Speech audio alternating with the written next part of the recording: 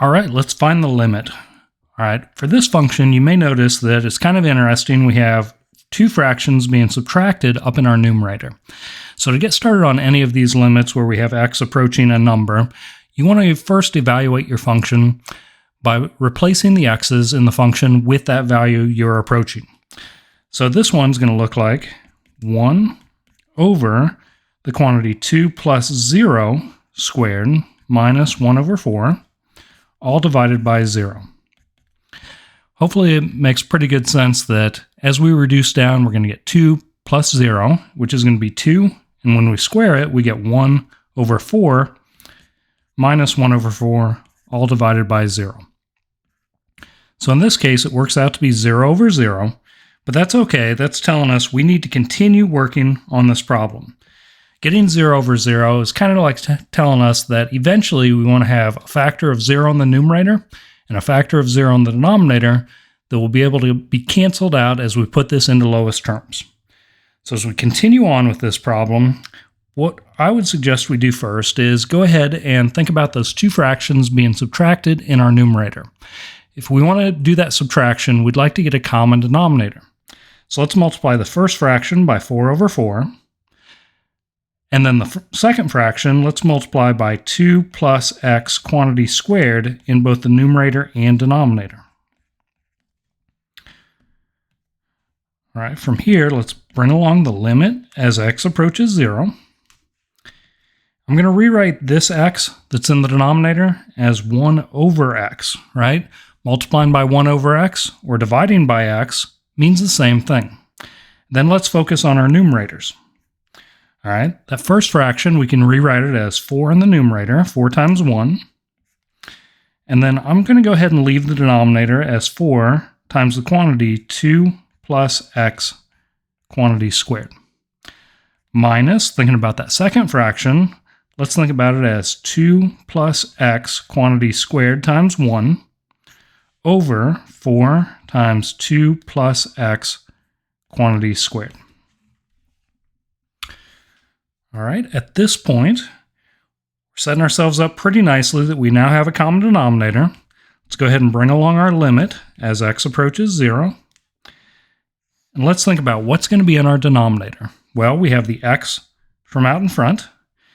And then as we put these fractions together, we're going to have a 4 being multiplied by 2 plus x quantity squared in the denominator. All right. Next, let's go ahead and put those numerators together. The one from the red one out in front, we can kind of drop that. We don't need to multiply each thing by 1 and write that out.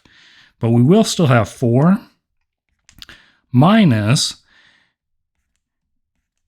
2 plus x quantity squared. All right, that negative is going to be attached to all of that. So what I'm going to visualize that as is I'm going to think of it as 2 plus x multiplied by another 2 plus x. That's what that square can mean. Next, let's think about going first, outer, inner, last, or distributive property to multiply. Sorry, it's 2 plus x. Let's write this as 2 plus x, not x plus 2. Doesn't really matter, but I want to stay consistent. All right, so our first would be 2 times 2 makes 4. The outer would be 2x. The inner would be 2x.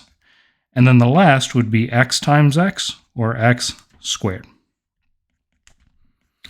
Getting closer to that point where we can eliminate the x as a factor from the entire numerator and the entire denominator. So x times 4 times 2 plus x quantity squared in our denominator. Next, let's go ahead and distribute that. Negative needs to be distributed to each and every one of these terms in our numerator. All right, so as we do that, we'll bring along the 4 on the outside. We'll get minus 4 minus 2x minus 2x minus x squared. Thinking about simplifying that numerator, you may notice that we now have 4 minus 4 will make a 0. And we also have negative 2x minus 2 more x's. All right, so the limit as x approaches 0.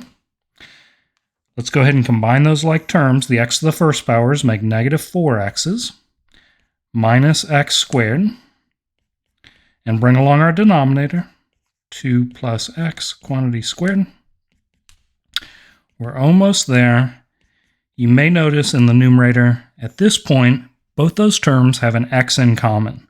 So let's just remove that common factor of x and think to ourselves, x times -4 will make that -4x, and x times -x will make the -x squared. Bring along our denominator one more time here, 2 plus x quantity squared. All right, and at this point, you will notice we end up with an x multiplied by the entire numerator and an x multiplied by the entire denominator. So x over x makes 1. We can reduce that to lowest terms and eliminate that x between numerator and denominator.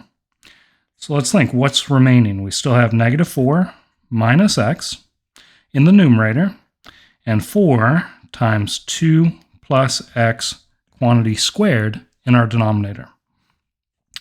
All that remains for this problem is we've eliminated the problem. All right, the problem was that factor of x in the numerator and denominator. So to wrap this one up, what we'll do is go ahead and replace each one of the x's with 0.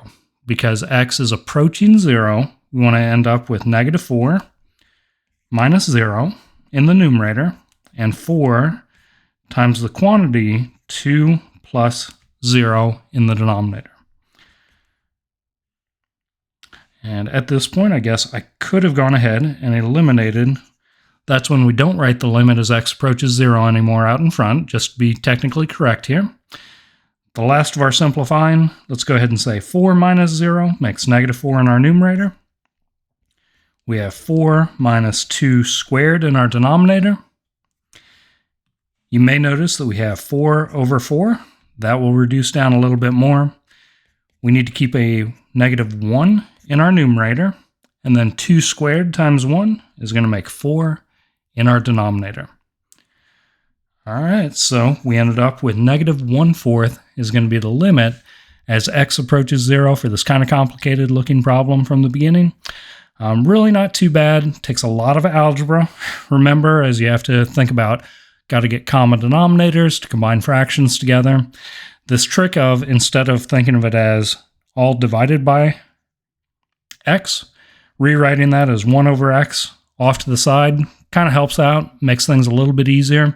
You're going to be able to follow that same exact kind of process whenever you're dividing by a nice monomial. You don't have to worry about keep, change, flip, or multiplying by the reciprocal of the denominator. So anyway, that wraps this video up. I hope this helps out as you're working on understanding limits, especially these more difficult ones with fractions.